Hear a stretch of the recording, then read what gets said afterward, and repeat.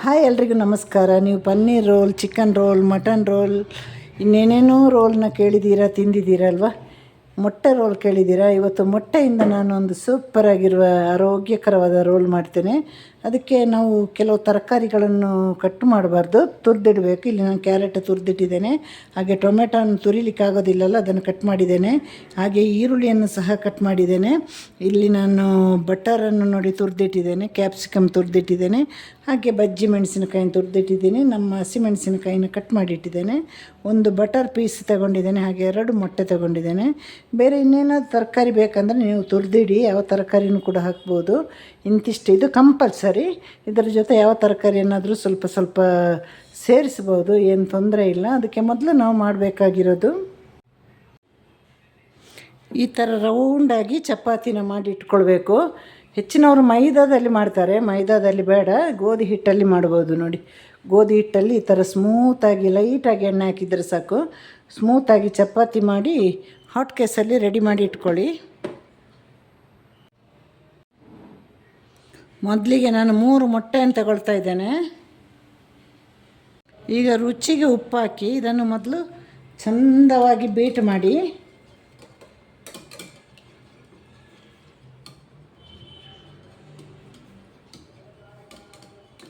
ಉಪ್ಪೆಲ್ಲ ಚೆನ್ನಾಗಿ ಕರಗಬೇಕು. ಇದೆಲ್ಲರಿಗೂ ಗೊತ್ತಿರೋ ವಿಷಯ ಅಲ್ವ, ಮೊಟ್ಟೆಗೆ ಉಪ್ಪು ಕರಗಬೇಕು ಅಂತ. ಈಗ 2-3 ಡ್ರಾಪ್ಸ್ ನೀರಿಗೆ 1-2-3 ಚಿಟಿಕೆ ಕರಿಮೆಣಸಿನ ಕಾಳಿನ ಪುಡಿ ಹಾಕಿ ಕಲಸಿ, ಇಲ್ಲಾಂದರೆ ಒಂದೇ ಕಡೆ ನಿಂತು ಹೋಗುತ್ತದೆ. ಈ ಮೆಣಸಿನ ಪುಡಿಗೂ ಅಷ್ಟೇ 1-3 ಡ್ರಾಪ್ಸ್ ನೀರು ಹಾಕಿ 3 ಚಿಟಿಕೆ ಹಾಕಿ ಇದನ್ನು ಕೂಡ ಚೆನ್ನಾಗಿ ಕಲಸಬೇಕು. ಇಲ್ಲಾಂದರೆ ಮೆಣಸಿನ ಪುಡಿ, ಕರಿಮೆಣಸಿನ ಕಾಳಿನ ಪುಡಿ ಒಂದೇ ಕಡೆ ನಿಂತು ನಮಗೆ ಬೀಟ್ ಮಾಡಲಿಕ್ಕೆ ಬಹಳ ಕಷ್ಟ ಆಗುತ್ತೆ. ಒಂದು ಸ್ವಲ್ಪ 3 ಡ್ರಾಪ್ಸ್ ನೀರು, 3 ಚಿಟಿಕೆ ಪುಡಿ ಅಷ್ಟೇ.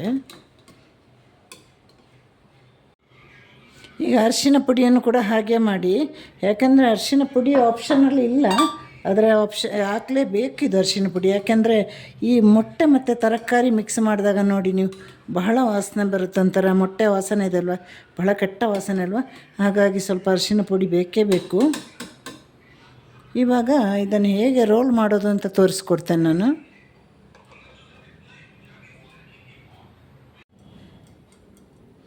ಮೊದಲು 1 ಕ್ಯೂಬು ಬಟರ್ ಹಾಕಿ ಇದನ್ನು ಚೆನ್ನಾಗಿ ಈ ಥರ ಬಿಸಿ ಮಾಡಿ, ನಿಮಗೆ ಜಾಸ್ತಿದು ಬಟರ್ ಜಾಸ್ತಿ ಅಂತ ಅನ್ನಿಸಿದರೆ ಈ ಬಟರ್ನ ತೆಗಿಬೋದು. ಅಂದರೆ ಇಷ್ಟು ಬೇಕಾಗುತ್ತೆ ನಮಗೆ, ಒಂದು ಅರ್ಧ ಸ್ಪೂನ್ ಎಣ್ಣೆ ಅಷ್ಟೇ ಇರೋದು ಇದು.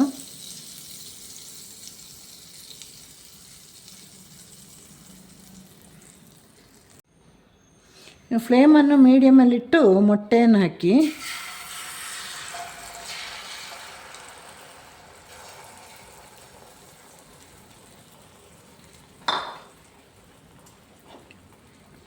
ಮೊಟ್ಟೆಯನ್ನು ಹಾಕಿ ಆಮೇಲೆ ನಾವು ಈಗ ಕತ್ತರಿಸಿರೋ ಒಂದೊಂದು ಐಟಮ್ಸನ್ನ ಹಾಕ್ಕೊಂಡು ಬನ್ನಿ.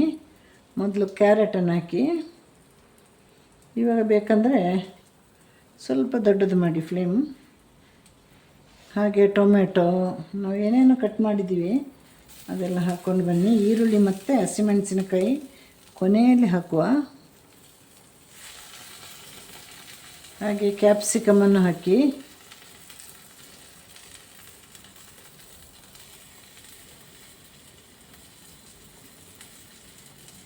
ಮತ್ತು ನಮ್ಮ ಬಜ್ಜಿ ಮೆಣಸಿನಕಾಯಿ ಕೂಡ ತುರಿದಿದ್ದೀವಲ್ಲ, ಹಾಗೆ ಈರುಳ್ಳಿಯನ್ನು ಹಾಕಿ, ಈರುಳ್ಳಿ ನಾನು ಈರುಳ್ಳಿ ಅಂತ ಅಂದ್ಬಿಟ್ಟೆ, ಸಾರಿ.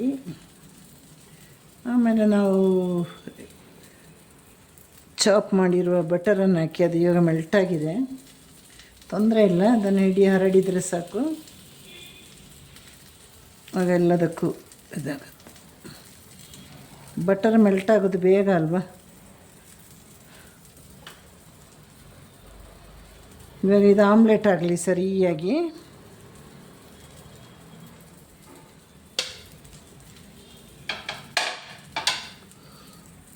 ಈಗ ನಾವು ಮೊಟ್ಟೆಗೆ ಆಲ್ರೆಡಿ ನಾವು ಉಪ್ಪನ್ನು ಸೇರಿಸಿದ್ದೇವೆ, ಹಾಗೆ ಇದು ತರಕಾರಿಗೂ ಕೂಡ ಉಪ್ಪು ಬೇಕಲ್ಲ, ಒಂಚೂರು 1-2 ಚಿಟಿಕೆ ಅಷ್ಟು ಈ ಥರ ಕೊಡವಿದ್ರೆ ಸಾಕು.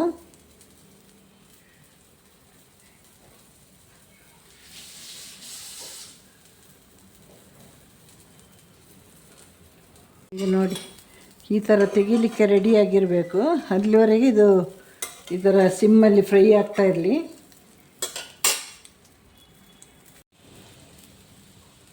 ಇವಾಗ ಚಪಾತಿನ ಹಾಕಿ ಈ ಥರ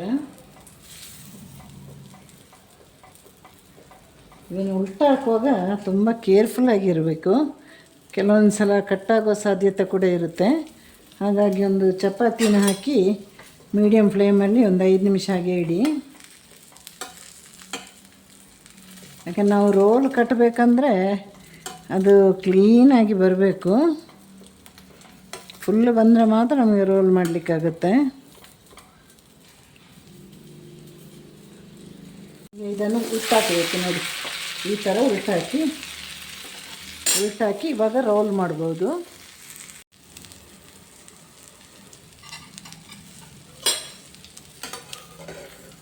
ಈಗ ಇದನ್ನು ರೋಲ್ ಮಾಡಿ ಚಪಾತಿ ಜೊತೆ